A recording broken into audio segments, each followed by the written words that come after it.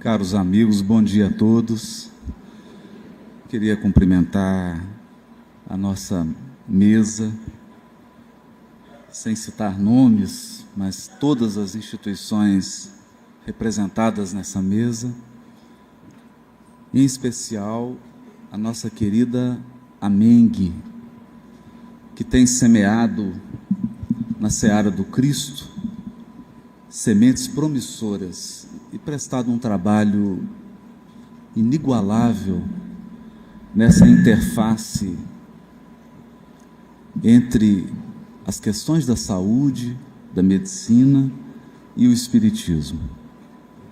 Me sinto muito feliz de fazer parte desse aniversário e aproveito para estender o meu agradecimento a todos presentes na mesa e a todos os companheiros que nos acompanham do mundo físico e do mundo espiritual.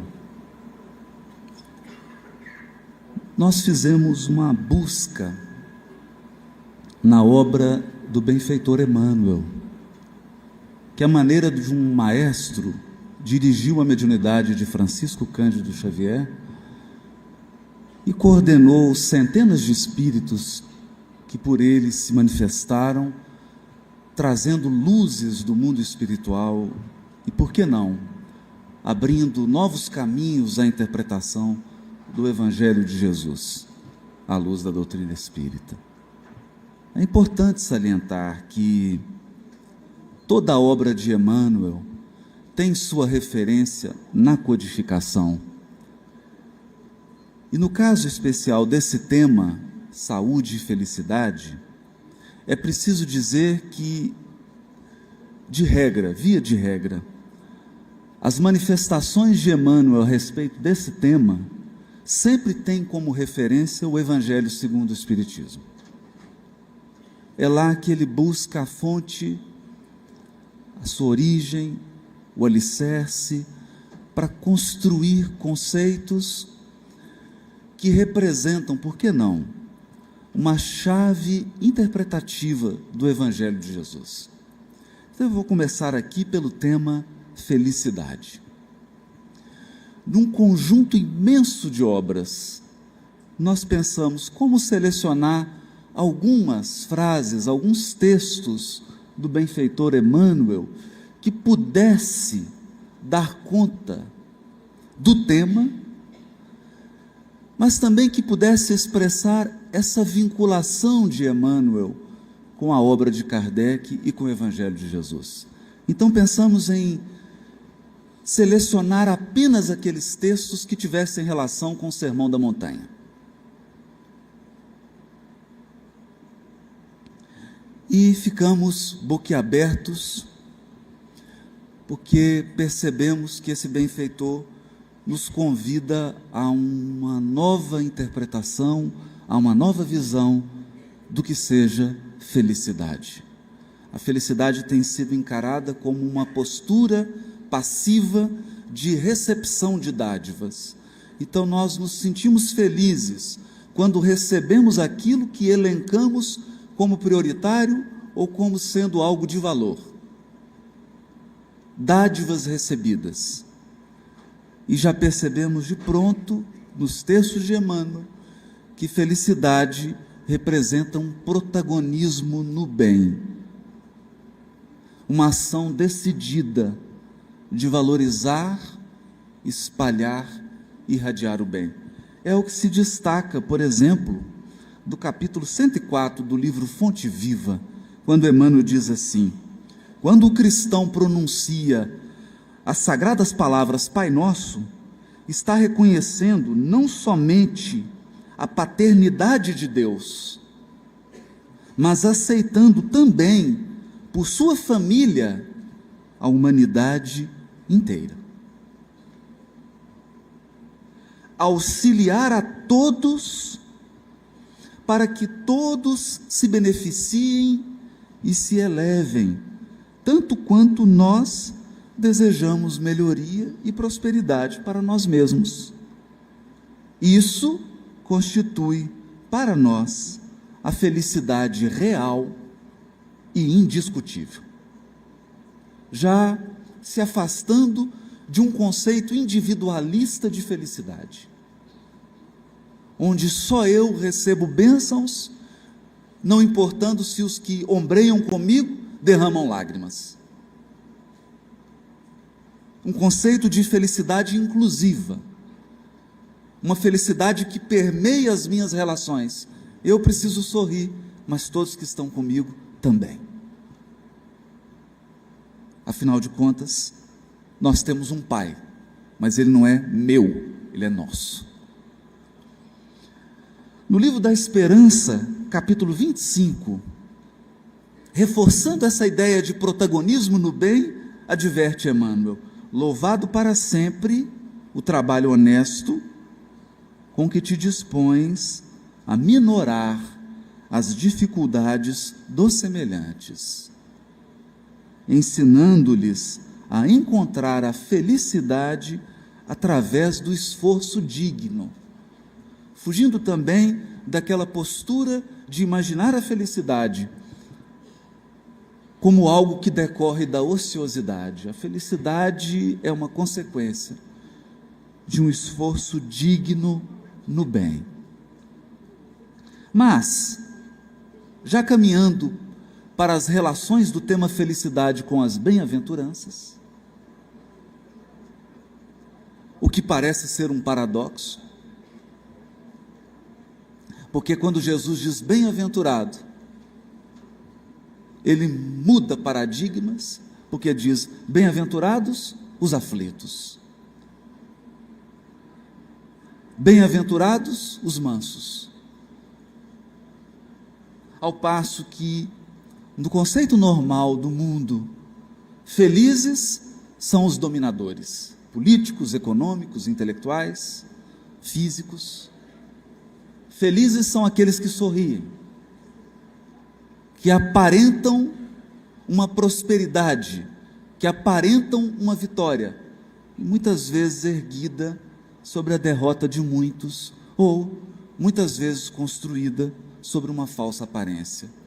Conectando então esse conceito de felicidade às bem-aventuranças, no livro Luz e Vida, num capítulo intitulado Quando a Compreensão Estiver Conosco, um título sugestivo, quando a compreensão estiver conosco, Emmanuel nos ensina: quando a pureza respirar em nosso coração, o endurecimento espiritual jamais encontrará guarida em nossa alma, porque o calor de nosso carinho se irradiará em todas as direções, estimulando a alegria dos bons e reduzindo a infelicidade dos nossos irmãos que ainda se confiam à ignorância. Bem-aventurados os puros de coração, proclamou o divino amigo.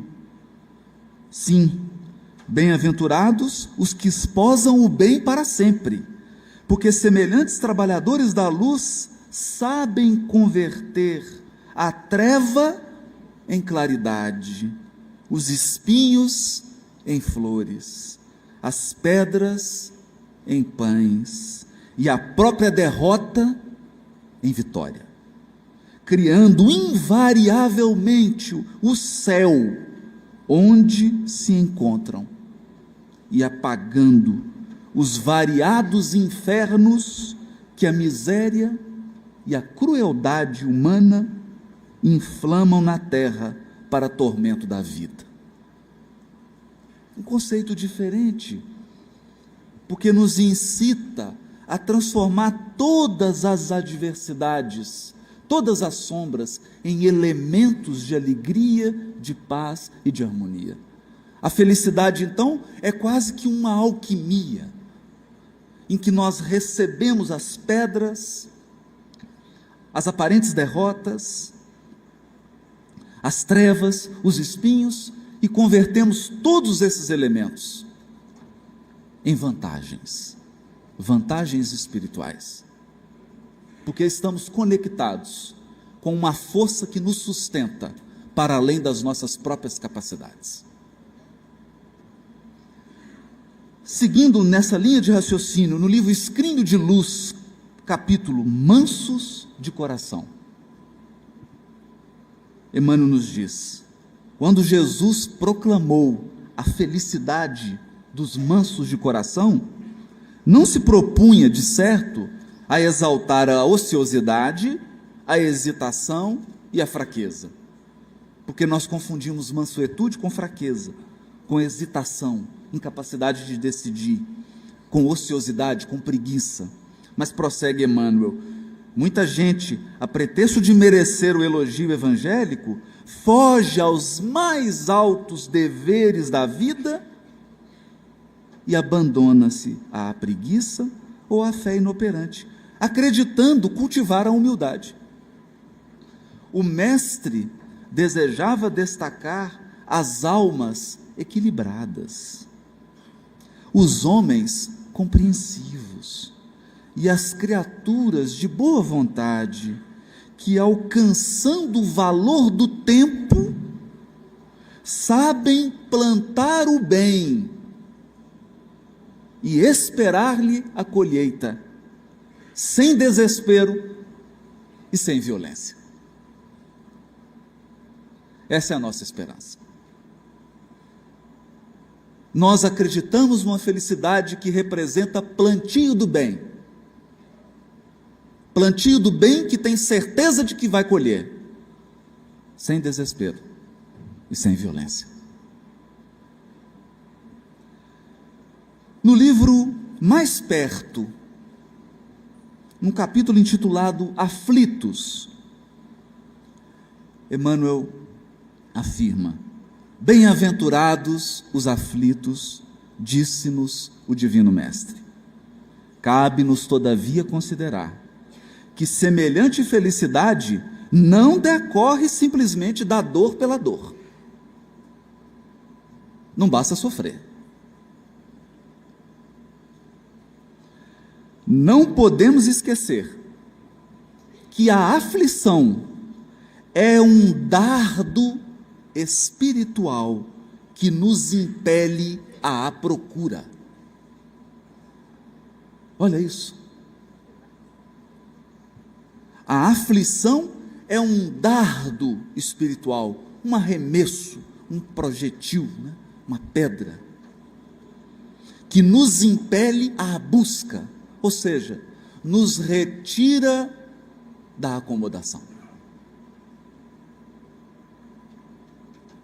Nos faz avançar, nos faz transcender, nos traz resiliência, força, capacidade de autossuperação, sem o qual a felicidade seria uma caixinha de música com a bailarina dançando.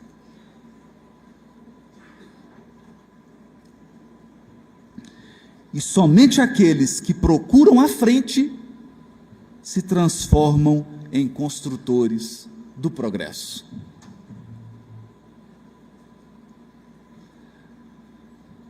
No livro Instrumentos do Tempo, num capítulo também intitulado Aflições, o outro era Aflitos, esse é Aflições, diz o benfeitor: converte o teu problema ou a tua mágoa em motivo de superação das próprias fraquezas. À maneira do lidador que aproveita o obstáculo para atingir os seus mais altos objetivos. E então terás convertido as inquietações do mundo em bem-aventuranças para a felicidade sem fim. Não se trata de uma felicidade fácil, não se trata de uma felicidade gratuita, mas de uma felicidade que converte problema e mágoa em motivo de superação. Mas, encerrando essa primeira etapa do tema felicidade, que depois nós vamos para o tema saúde, eu encontrei uma página de Emmanuel comovedora. Comovedora. Está no livro Mãos Marcadas, capítulo 36. O capítulo recebeu o título de Assistência Espiritual.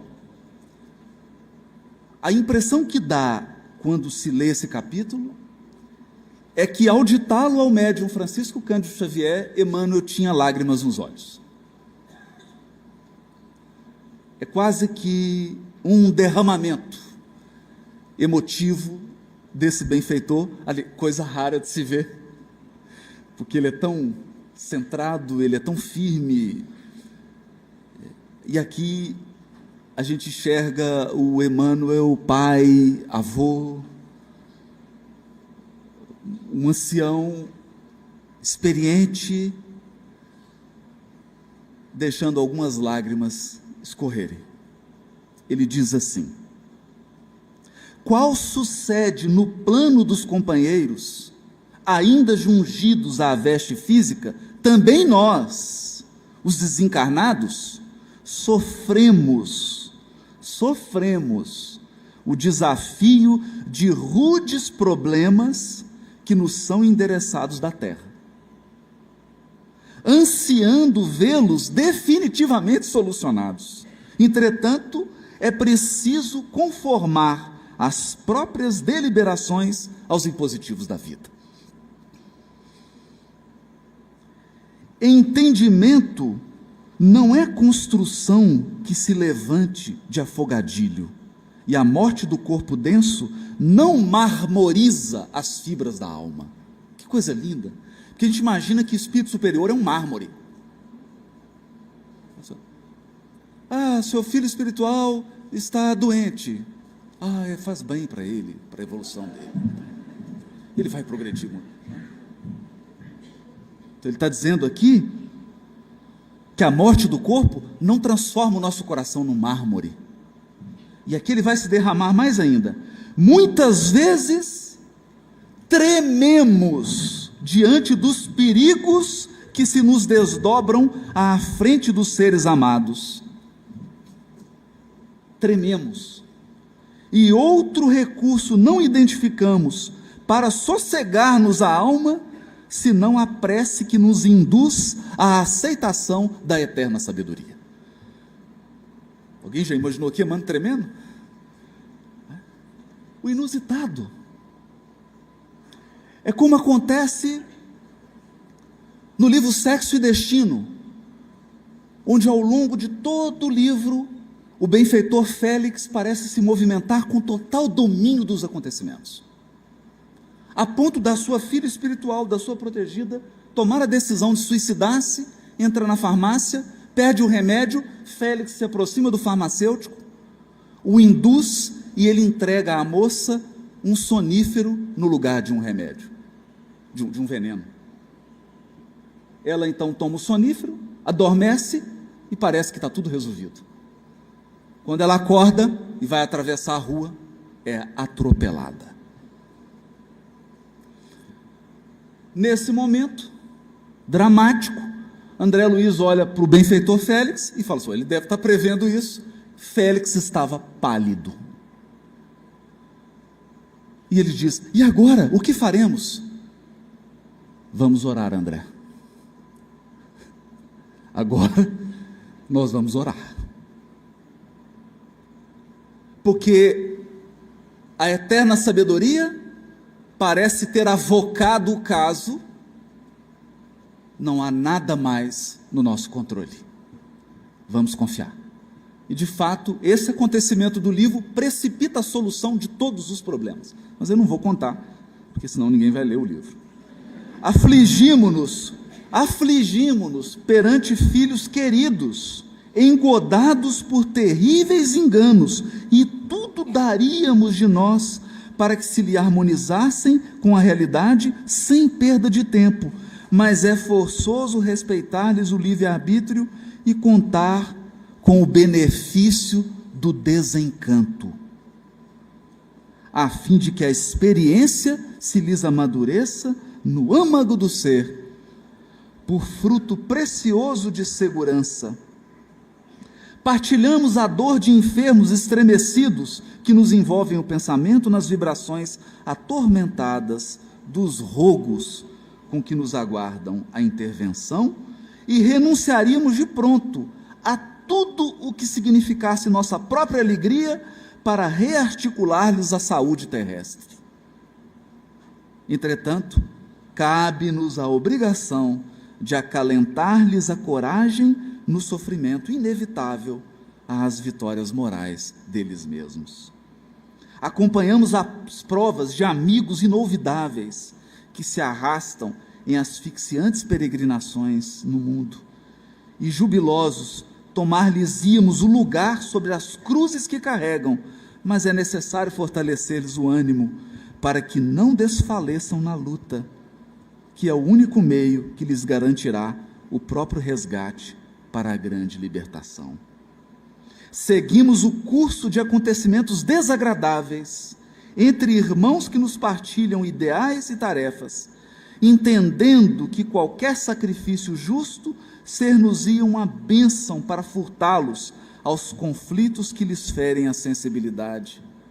Contudo, é imperioso de nossa parte sustentar-lhes as forças na travessia das crises menores que lhes vergastam o coração no presente, para que se lhes ilumine o aprendizado e se lhes acorde mais vivamente o senso de responsabilidade no dever a cumprir, evitando-se calamidades maiores em que cairiam, de futuro, por agentes arrasadores nas construções espirituais deles próprios.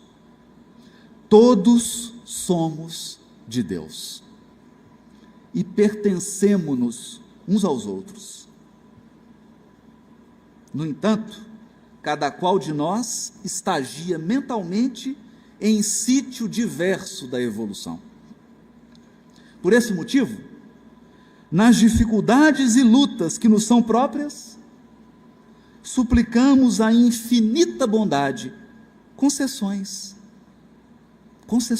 disso ou daquilo, mas só a infinita bondade conhece realmente o que necessitamos, disso ou daquilo.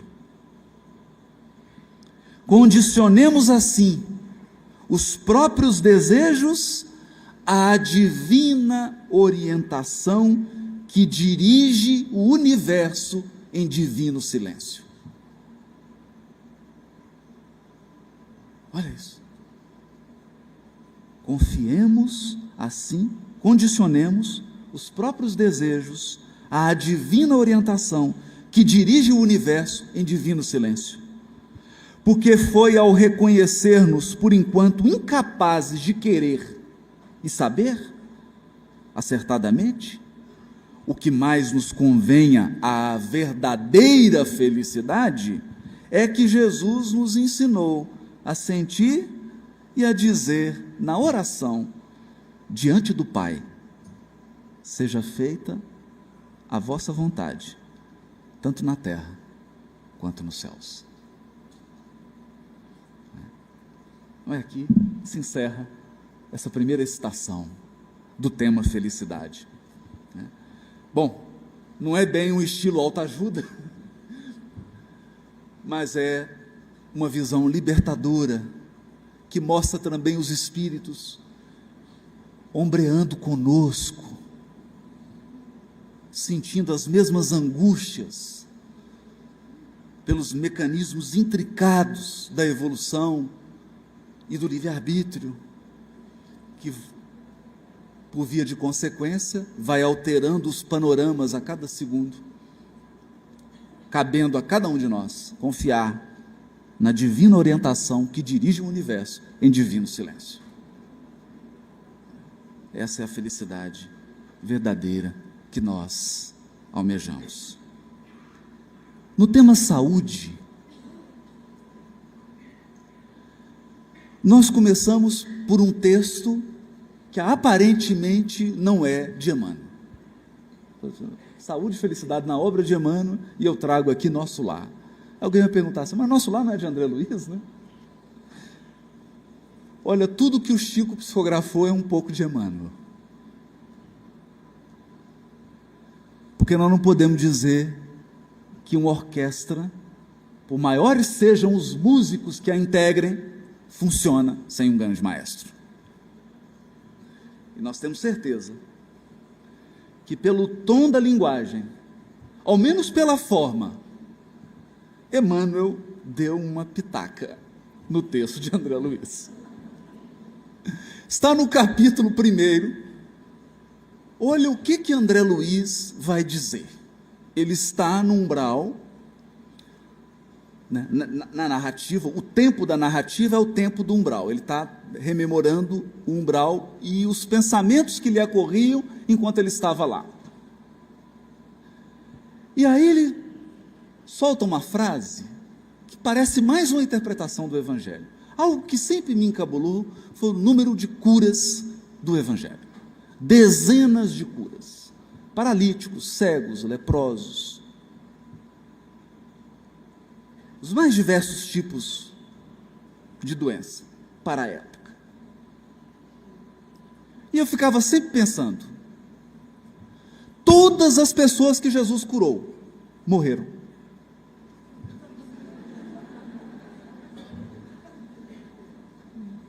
Todas. O leproso curado morreu, até Lázaro morreu de novo.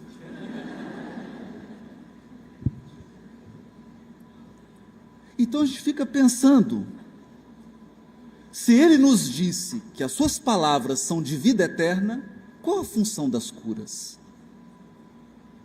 Será que as curas do Evangelho realmente estão falando de uma cura de um corpo físico que vai morrer?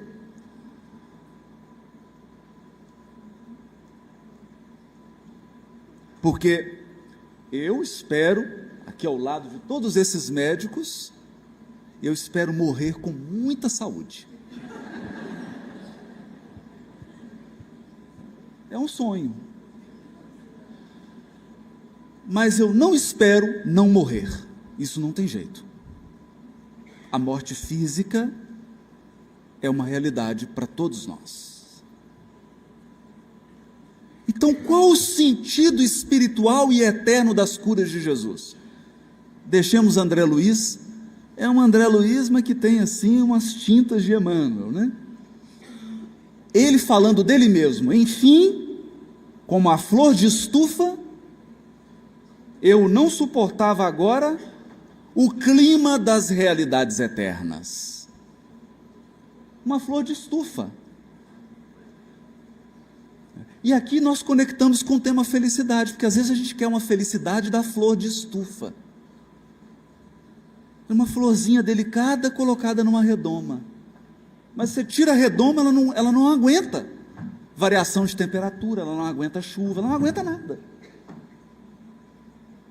Então André Luiz está dizendo que ele viveu no mundo como uma flor de estufa, e agora ele não suportava o clima das realidades eternas, não desenvolvera os germens divinos que o Senhor da vida colocar em minha alma. Parábola do semeador. Está vendo porque que tem um dedinho de Emmanuel? Sufocara-os criminosamente no desejo incontido de bem-estar. Ele só queria bem-estar, não queria nenhum desconforto. E o que acontece quando nós elegemos esse ideal de felicidade? Você não se desenvolve, porque é a adversidade que cria resiliência.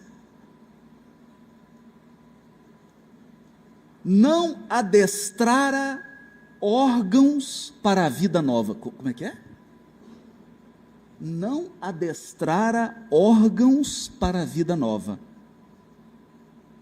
Era justo, pois, que ali no mundo espiritual eu despertasse a maneira de aleijado, que restituído ao rio infinito da eternidade, não pudesse acompanhar, senão compulsoriamente, a carreira incessante das águas. Ou como o mendigo infeliz, que exausto em pleno deserto, perambula à mercê de impetuosos tufões. Ou seja, pela nossa eleição de felicidade na vida física, nós podemos chegar ao mundo espiritual como leprosos, como coxos, como cegos, como surdos, ou até como Lázaros, semi-mortos, não adestrados para o clima da verdadeira vida, da vida real.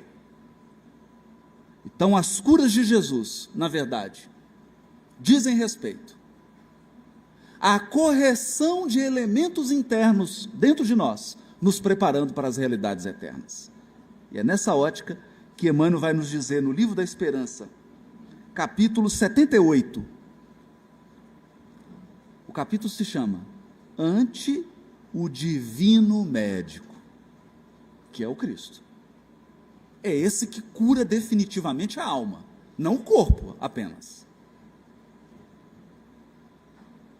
Porque às vezes o corpo doente, isso nós aprendemos nos 30 anos de Amengue, aprendemos isso com Amengue, muitas vezes o corpo doente é o remédio.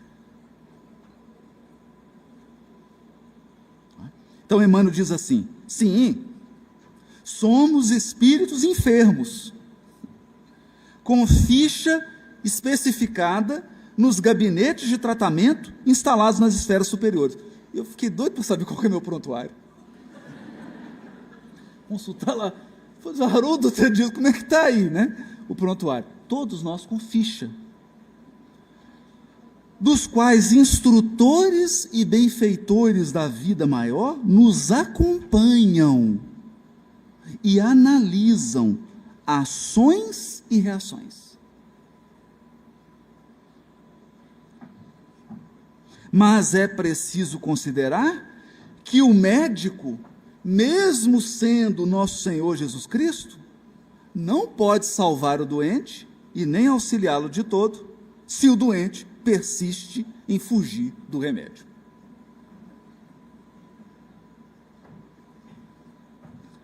Aí não tem jeito. Por mais competente e grandioso que seja o médico, se a pessoa não segue as recomendações e não faz uso do medicamento, não tem como aguardar saúde. Vês que nós estamos falando aqui da saúde num conceito muito mais amplo até do que aquele que está na Organização Mundial da Saúde. Porque lá não contempla o espírito eterno e imortal. Então nós somos espíritos enfermos. Então o que acontece? Você desenvolve uma doença física, desencarna doente, fica desencarnado com a mesma doença, reencarna doente de novo, desencarna doente, reencarna doente, embora tenha trocado de corpo 3, 4 vezes.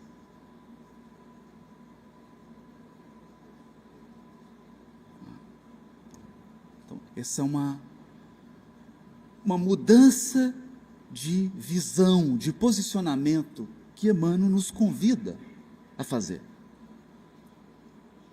No livro Segue-me, aqui é um capítulo belíssimo, o capítulo se chama A Água Fluida.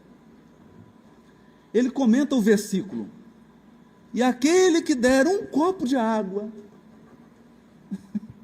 aquele que der um copo de água, está lá no Evangelho de Mateus.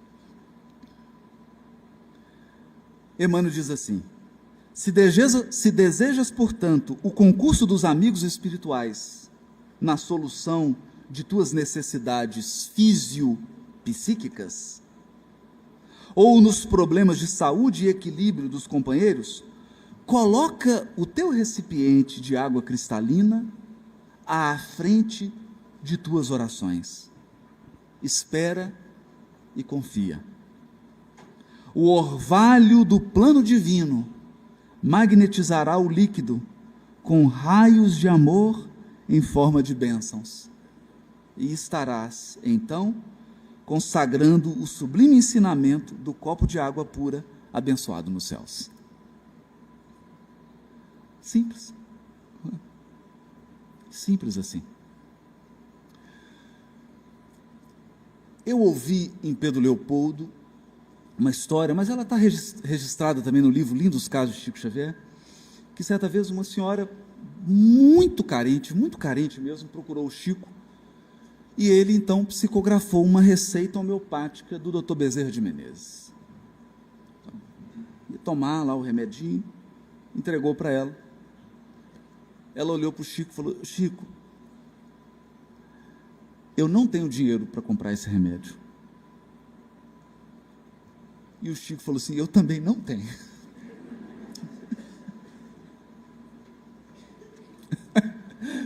Agora lascou, né? Tinha doutor Bezerra, tinha a mediunidade do Chico, mas não tinha um dinheirinho para comprar o remédio. De repente o Chico vira para ela e falou assim: o doutor Bezerra está aqui me dizendo, minha filha, para você picar a receita em pedacinhos. E você vai tomar um pedacinho dela todo dia com um copo d'água.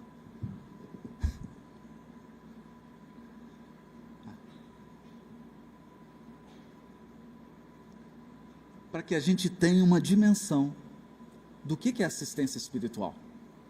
Agora, assistência espiritual, no que diz respeito à saúde, não pode ser aquilo que a gente deseja. Porque o médico tem compromisso com a cura, não com a nossa satisfação. Quer dizer, você não entra num consultório e fala assim: doutor, eu vim aqui porque quero ficar alegre, eu quero sair daqui bem. Ele fala: não, meu compromisso é em te curar.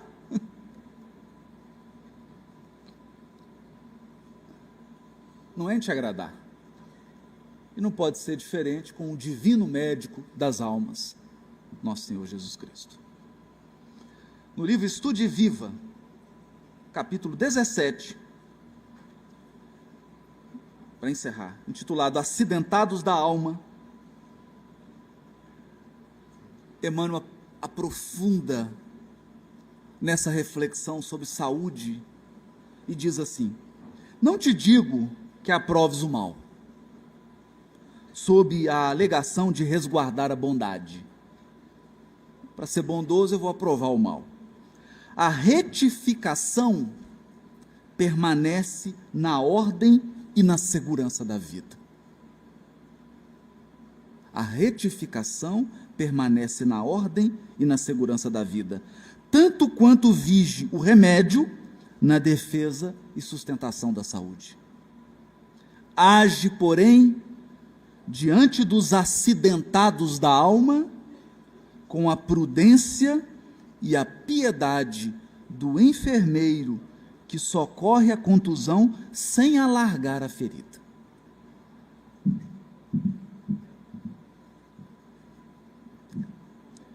Restaurar sem destruir. Restaurar sem destruir. Emendar sem proscrever. Não ignorar que os irmãos transviados se encontram encarcerados em labirintos de sombra, sendo necessário garantir-lhes uma saída adequada. Quem está preso no labirinto merece uma saída. Em qualquer processo de reajuste, recordemos Jesus, que, ao ensinar servindo e ao corrigir amando, declarou não ter vindo à terra para curar os sãos.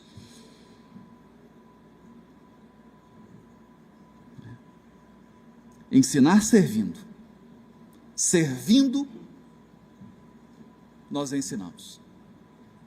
Porque, diz Emmanuel, em matéria de educação, exemplificar é explicar. A melhor explicação é o exemplo. E corrigir amando. Porque quem corrige sem amor, destrói, amaldiçoa, proscreve, fecha portas. Quem corrige amando, abre portas nos labirintos, retifica, auxilia, compreende, apoia. é uma terapêutica diferente. É a terapêutica do Cristo. E assim, da leitura desse conjunto de textos que eu considero rosas, meu papel aqui foi só montar o buquê, que eu dedico a todos, e dedico aos 30 anos da MENG. Não tem mérito nenhum, só juntei. Ressalta dessas falas do nosso benfeitor Emmanuel a ideia firme de que a felicidade é um protagonismo, é uma alquimia, em que eu vou recebendo as aparentes adversidades, transformando-as em dádivas, em que eu vou saneando o inferno em que eu vivo, para que ele se transforme num céu. E saúde é o perfeito equilíbrio da alma, que aprendeu a comunhão com Deus. Sem essa comunhão com o Criador, nós testamos projetos de autonomia, ensaiamos projetos de felicidade, mas não temos os potenciais capazes de sustentá-los, porque só a divina sabedoria e o divino amor podem homologar os nossos projetos, se eles estiverem em harmonia com as eternas leis que regem os nossos destinos. Por isso, encerramos com a famosa frase de Emmanuel, que está no livro Vinha de Luz. Sob esse prisma, encarando a vida dessa perspectiva, que não é diferente da perspectiva que o Evangelho segundo o Espiritismo nos convida a enxergar, nós podemos repetir com o benfeitor Emmanuel: é preferível chorar sob os guilhões da resistência do que sorrir sob os narcóticos da queda. Que Jesus nos ampare, nos inspire, nos dê forças para discernir um projeto de felicidade inclusivo, que envolva a todos, e nos dê força para executá-lo, curando aos poucos o nosso espírito enfermo, até a purificação definitiva dos nossos corações. Parabéns à MENG, muito obrigado, amigos da mesa, obrigado a todos que estão aqui no evento, aos amigos espirituais, doutora Marlene Nobre, saudosa doutora Marlene Nobre, que está presente, tenho certeza, e todos os benfeitores, doutor Bezerra, que nos acompanham esse evento, que nós possamos entrar numa sintonia com o mundo espiritual superior e tomar, quem sabe, novas deliberações para a nossa encarnação, construindo um projeto de felicidade e saúde com o Cristo. Muito obrigado.